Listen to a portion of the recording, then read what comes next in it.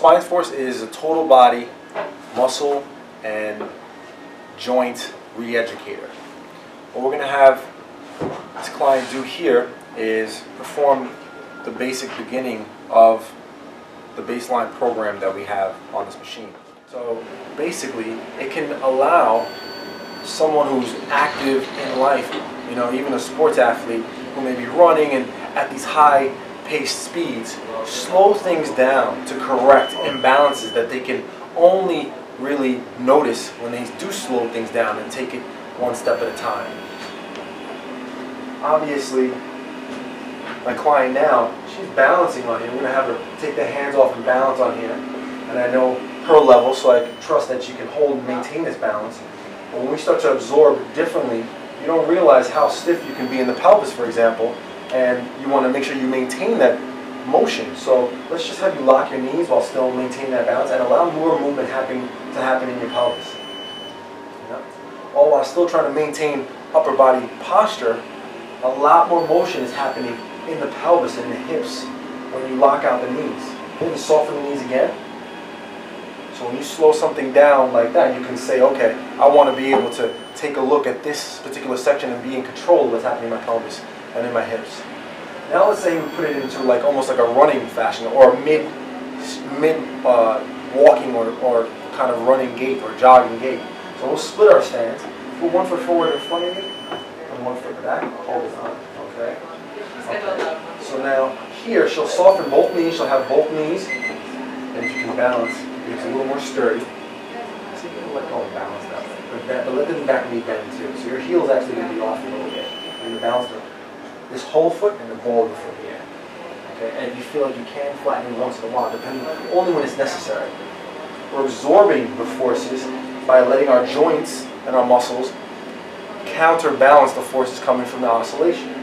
So now, lock your knees straight. When she locks her knees straight, you'll notice a lot more motion, right, in the pelvis and hips again.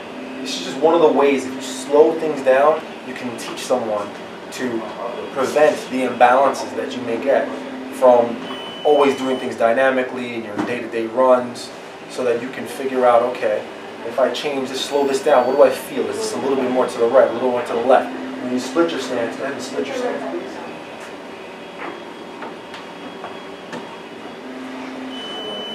When you slow down and split your stance like so, maybe on the left side, maybe a little more balanced, but you'll notice that you lean more to the other side. And when you do, then you realize, okay, this is something that I have to try and reconfigure so that when I run, I want to push off a little bit more with my right foot and right calf muscles, for example, so that I get the same type of power and force distribution during my run, in the gait of my walking or my run.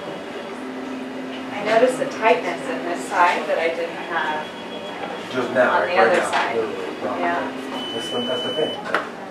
One of the things that you can do also with the SpineForce that's particularly special is that you can stretch passively while almost getting an external biofeedback.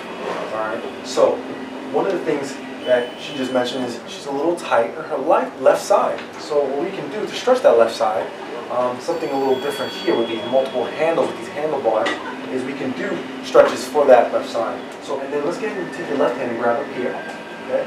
And allow, So you get and take your right hand, you're going to hold it over there. You're going to grab the left hand, hold it over here, and you're going to allow your body to lean towards the left. Good. This way you can get a nice stretch in the upper back muscles here, the latissimus, dorsi, and then we can also get this spinal muscle here, the QL, and some of these lateral left muscles. Obviously this can be done to both sides, including the right side, and there are some other stretches you can do, such as just for low back and for the hips. How are we doing over there? Great.